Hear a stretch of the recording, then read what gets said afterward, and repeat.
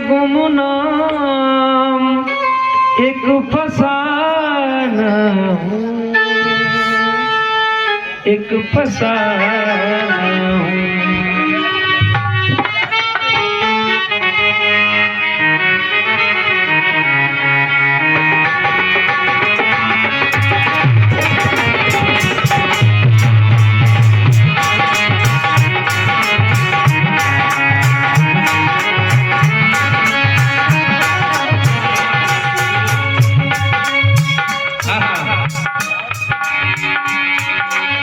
जिसने तुमको हक दिलवाए, सुनना ये फिल्मी लाल में गा रहा हूँ। जिसने तुमको हक दिलवाए, ऊंचे ऊंचे पद पे बिठाए,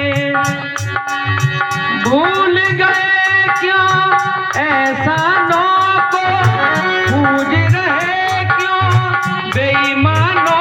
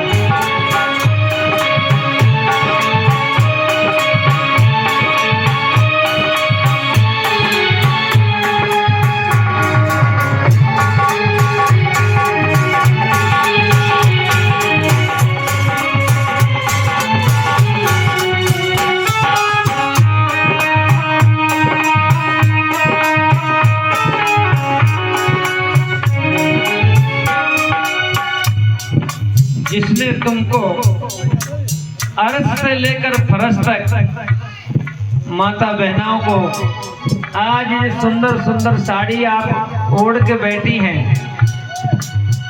ये माता रमाबाई त्याग व वरदान की मूर्ति माता रमाबाई की देन है। कैसे देन है मैं आपको बताऊं। एक बार जब बाबा साहब विदेश से लौट करके आए तो भारत देश में बाबा साहब का बड़ा सम्मान होना था। उनके लिए एक बड़ी मंच बनाई गई और उस मंच पे बाबा साहब का सम्मान होना था। तो माता रमाबाई को पता चल गया कि आज मेरे पति का सम्मान होगा। तो माता रमाबाई ने मन बनाया कि आज मैं अपने साहब का सम्मान देखना चाहती हूँ और देखने के लिए जाऊंगी। जब माता रमाबाई ने अपने बक्से को खोला और साड़ी को निकाला, माता बहना उस साड़ी में 17 छेद थे। जब 17 छेद को देख करके माता रमाबाई की आंखों में आंसू आ गए, रोने लगी। माता रमाबाई कहने लगी ऐसी साड़ी को ओढ़ के मैं जाऊंगी तो मेरे साहब का अपमान हो जाएगा। किसी ने अगर देख लिया तो कहेगा ये बाबा साहब की पत्नी है, ऐसी साड़ी ओढ़ के आई है। मेरी माता बहना रोने लगी, आंखों में आंसू भर लाई माता रमाबाई। तो उस साड़ी को रख दिया। फिर ध्यान में आया कि एक बार मेरे साहब का सम्मान हुआ था। छत्रपति साहू जी महाराज ने फेंटा पगड़ी बांध के सम्मान किया। उस पगड़ी को निकाला माता रमाबाई ने, उस साड़ी की तरह लिपेट के, और माता रमाबाई चल दी अपने साहब का सम्मान देखने के लिए। अब पत्नी होगी तो आगे की लाइन में बैठेगी या बीच की लाइन में बैठेगी। माता रमाबाई पता है कहाँ बैठी मेरे धम्म बंधुओं? एक पेड़ था, जैसे नीम का पेड़ है सामने, ऐसे एक पेड़ था। उस पेड़ की आट में जाकर बैठ गई। पेड़ की ओट में बैठ गई। बाबा साहब भाषण दे रहे थे। और भाषण में कह रहे थे, ए मेरे समाज के लोगों,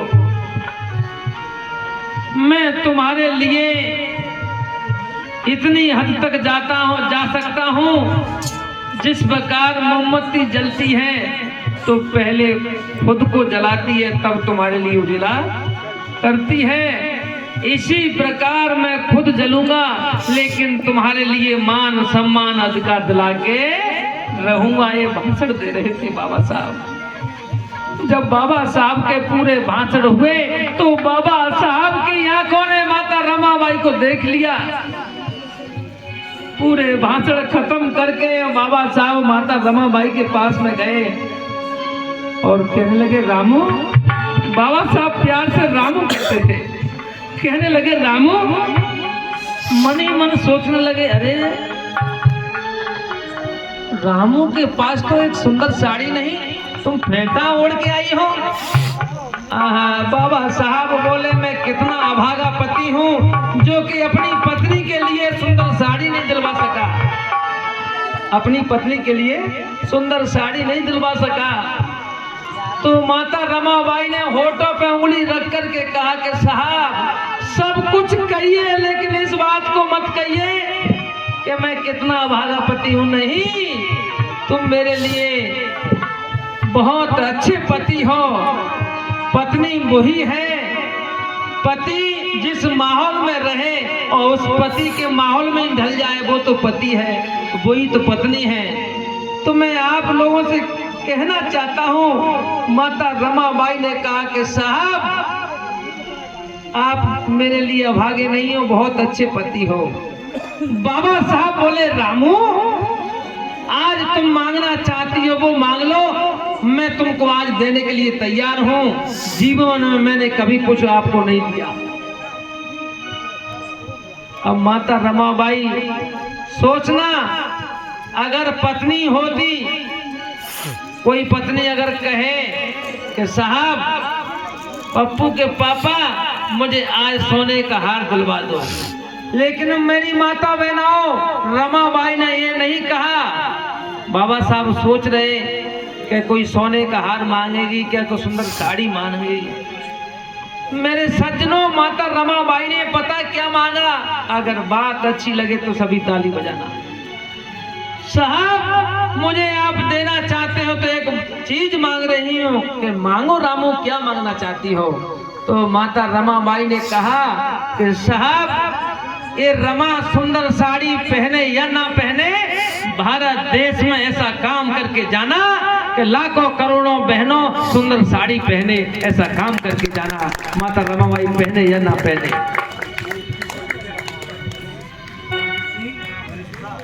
खाना ए बालू सिंह हलवाई साहब गणेशपुर वाले 20 रुपए का पुरस्कार इस माता रमाबाई के नाम से दे रहे हैं। एक बार जोरदार तालियां हो जाए हलवाई साहब के ऊपर। और सम्मानित केशव सिंह राजे के चाचा जी की याद में 100 रुपए का पुरस्कार दे रहे हैं। मंडल बहुत आभारी है। इसलिए मेरी माता बहनाओ, आज जो तुम सुंदर सुंदर साड़ी पहन के बैठी हो, इसकी कीमत तुमने नहीं चुकाई, इसकी कीमत चुकाई है माता रमाबाई ने और बाबा साहब ने। आज मैं हारमोनियम बजा रहा हूँ, हारमोनियम देशराज के हाथों में जब आया है, जब इसकी कीमत चुकाई है। ये मैं कोटी पहने हुआ हूँ, कपड़े पहने हुआ है, जब कपड़े मेरे तन पर जब आए हैं, जब इसकी कीमत चुकाई है। ये टेंट जब लगा है, जब इसकी कीमत चुकाई है। ये मोबाइल आपके हाथों में है, जब आई आपके हाथों में, जब इसकी कीमत चुकाई है। लेकिन मान सम्मान धन दौलत, वोट का अधिकार, शिक्षा का अधिकार, तुमको कितने अधिकार बाबा साहब ने दिए, क्या तुमने इसकी कीमत चुकाई? कोई हाथ उठा के बताओ कीमत किसी ने चुकाई या ना चुकी। तब मैं पूछना चाहता हूं समाज के लोगों से, तब मेरी आत्मा भी कहती है कि मेरे समाज के लोगों, भंडारे के नाम पर तुम लाखों खर्च कर देते हो। अगर बाबा साहब के नाम पर अगर कोई चंदा मांगने के लिए आए तो तुम 100 रुपए 50 रुपए दिखा दिखाते हो तब तुम शर्म आना चाहिए कि सब कुछ बाबा साहब ने दिया लेकिन फिर भी तुम बाबा साहब को भूल जाते हो। इसलिए कहना है,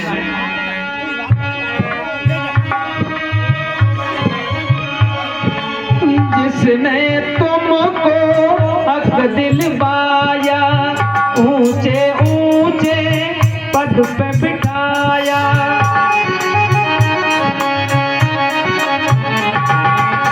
जिसने तुमको हक दिलवाया, ऊंचे ऊंचे पद पे बिठाया, भूल गए क्यों एहसानों को, पूज रहे क्यों बेईमानों को, तुमने कदर नहीं जानी, न जानी न मानी तो जानी मेरी कौड़ी, की कदर नहीं जानी।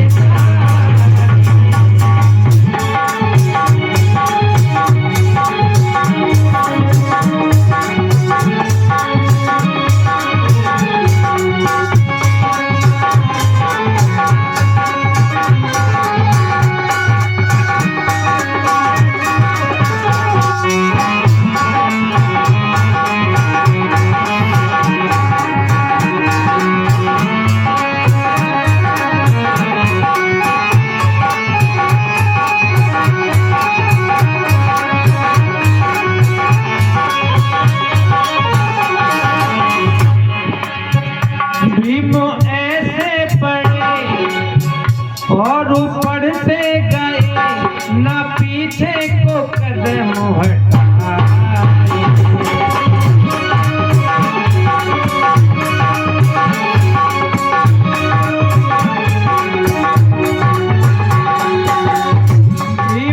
ऐसे लड़े। कैसे लड़े मैं आपको बता रहा हूँ। बाबा साहब ने ना कभी तलवार चलाई, ना कभी बंदूक चलाई, ना कभी तोप चलाई। बाबा साहब ने जब जब चलाई तो कलम चलाई, इस कलम से लड़े। इसलिए मैं इस गीत के माध्यम से आपको सुना रहा हूँ। भीम ऐसे लड़े और लड़ते गए और ऐसी लड़ी लड़ा,